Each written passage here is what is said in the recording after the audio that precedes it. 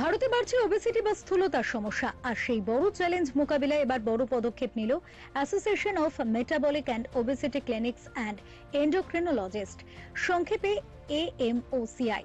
নিউটাউন, কলকাতার বিশ্ব স্থূলতা দিবস ও বিশ্ব স্বাস্থ্য দিবস উপলক্ষে 2.5 দিনের একটি আন্তর্জাতিক মানের সম্মেলনের আয়োজন করেছে এই সংস্থা। এখানে দেশ বিদেশের 1000-এরও বেশি চিকিৎসক অংশ নিচ্ছেন।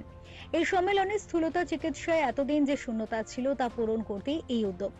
Endocrinology, cardiology, hepatology, psychiatry, orthopaedics ও প্রাইমারি কেয়ার সব ক্ষেত্রে চিকিৎসকদের যৌথ উদ্যোগে তৈরি এই গাইডলাইন। বিশেষজ্ঞদের মতে ভারতে প্রায় 35 কোটি মানুষ পেটে মেদ জমে যাওয়ায় ভুগছেন, যা ডায়াবেটিস, হৃদরোগ ও ফ্যাটি লিভারের মতো একাধিক রোগের মূল কারণ। আজকের এই স্থূলতা নিয়ে যে আমরা কথাবার্তা বলছি, এটা একটা আন্তর্জাতিক মানের কনফারেন্স, যেখানে দেশের বিভিন্ন জায়গা থেকে ওবেসিটি স্পেশালিস্ট এবং ডায়াবেটোলজিস্ট বা মেটাবলিক মেডিসিনের যারা বিশেষজ্ঞ তারা সব একত্রিত হয়েছেন। 1,500-এর ওপর লোকজন এই কনফারেন্সটি অ্যাটেন্ড করছেন এবং আমাদের উদ্দেশ্য হচ্ছে যে স্থূলতা সম্বন্ধে লোকেদেরকে অবগত করা। কারণ বর্তমানে দাঁড়িয়ে ভারতবর্ষে স্থূলতা নিয়ে বাঁচছেন এরকম সংখ্যা হচ্ছে 25 কোটি, এবং যদি পেটের মেদ আমরা বিবেচনা করি, যেটাকে অ্যাবডোমিনাল ওবেসিটি বলা হয়, সেটা নাম্বারটা বেড়ে দাঁড়ায় 35 কোটি। এটার মেন কারণ সেটা হয়েছে যে আমাদের জীবনশৈলীর পরিবর্তন হয়েছে। আমরা খাওয়া দাওয়া অন্যরকম খাচ্ছি, ক্যালোরি মাত্রা বেড়ে গেছে, আমরা ঘরে বসে অর্ডার করছি এবং হাঁটাচলা কম করছি, স্ক্রিনের টাইমের সময় বেশি কাটাচ্ছি। তো এইসব কারণে আমাদের এই পরিবর্তন।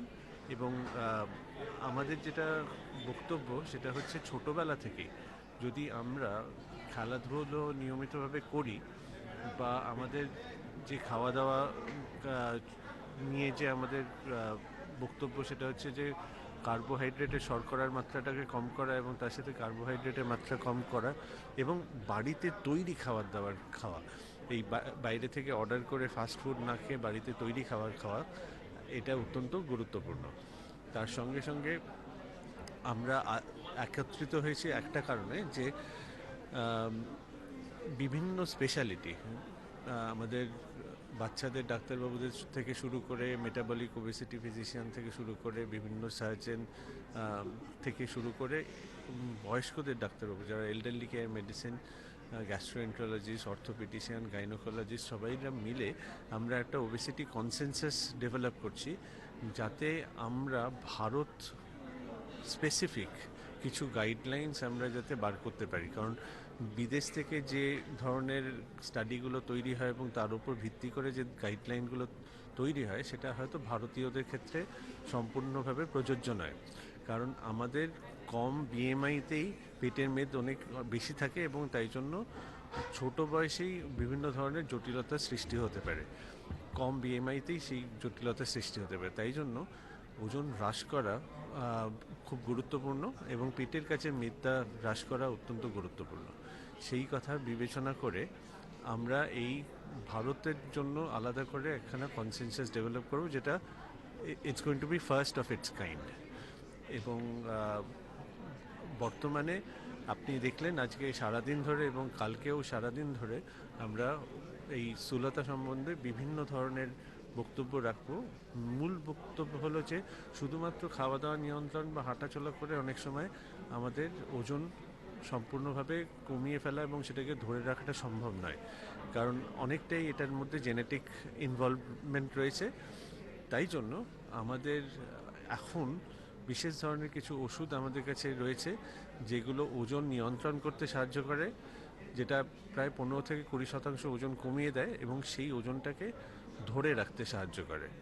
বাট যেহেতু সেগুলো ওষুধ, আমরা বারবারই বলি যে সেটা ডাক্তারবাবুর পরামর্শে এবং তাদের তাদের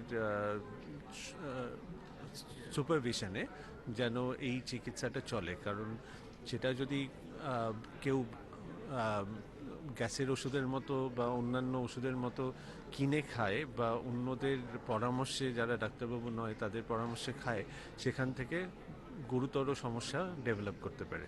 তাই জন্য এইটা সম্বন্ধে সবাই যেন অবগত হন। বিশেষ করে এখন বর্তমানে এটা আরও প্রযোজ্য, কারণ এই ওজন কম করার যে ওষুধগুলো, যেগুলো সুগার নিয়ন্ত্রণও করে অনেক সময়, এই ওষুধগুলোর দাম অনেকটা কমে গেছে। আগে যেটা অনেক বেশি দামের পাওয়া যেত, সেটা অফ পেটেন্ট হওয়ার পরে দাম কমে যাওয়াতে বিভিন্ন জনে বিভিন্নভাবে সেটা ব্যবহার করছেন। সোশ্যাল মিডিয়া ইত্যাদি জায়গায় বিভিন্ন ইনফ্লুয়েন্সাররা এটা ব্যবহার করতে লোকেদেরকে ইনফ্লুয়েন্স করছেন, কিন্তু এটা যদি যত্রতত্র ইউজ হয় ডাক্তারবাবুর পরামর্শ ছাড়া, আবার সেটার বিভিন্ন পার্শ্ব প্রতিক্রিয়া অথবা জটিলতা কিন্তু অবশ্যম্ভাবী। নমস্কার, আমি doctor Arundhati Dasgupta, consultant endocrinologist. আমি শিলিগুড়ি থেকে এসেছি এবং আপনি ঠিকই বলেছেন যে ওবেসিটি এখন একটা ভয়ঙ্কর মহামারীর রূপ ধারণ করেছে এবং বিশ্বজুড়ে এবং ভারতবর্ষেও প্রচণ্ডভাবে ওবেসিটি বাড়ছে। এবং তার সঙ্গে সঙ্গে আমরা কিন্তু আজকাল ওবেসিটি সম্বন্ধে আমরা জানছি অনেকটা বেটার, আমাদের পড়াশোনা অনেকটা এগোচ্ছে, অ্যান্ড থ্যাঙ্কফুলি এখন কিছু ট্রিটমেন্ট অপশনসও এসেছে। তো আজকে এই কনফারেন্সে বিভিন্নভাবে মানে ডিসকাশন করা হলো ওষুধ নিয়ে, লাইফস্টাইল নিয়ে, খাওয়া দাওয়া নিয়ে, এক্সারসাইজ নিয়ে, বিভিন্ন যেগুলো ওয়েজে আমরা ওবেসিটিকে কাউন্টার করার জন্য যা যা করা যায় সে নিয়ে মানে অনেক খুব ডিটেলসে ডিসকাশন হলো। কান্ট্রি সারা দেশ জুড়ে যারা এক্সপার্টসরা আসেন তারা এসেছেন এবং আমরা সকলেই অনেকভাবে ডিসকাস করলাম, বিভিন্ন ধরনের ডিসকাশন হলো। তো খুব ভালো হলো কনফারেন্সটা, আমরা সকলে শিখলাম, মানে আমরা একে অপরকে আমরা জানালাম আমাদের নিজেদের এক্সপিরিয়েন্স। তো খুব ভালো এক্সপিরিয়েন্স। চাইল্ডহুড ওবেসিটি বা যেটা শৈশবে বা কৈশোরে বাচ্চাদের যে স্থূলতা, সেটা কিন্তু আগের থেকে অনেক বেড়ে গেছে।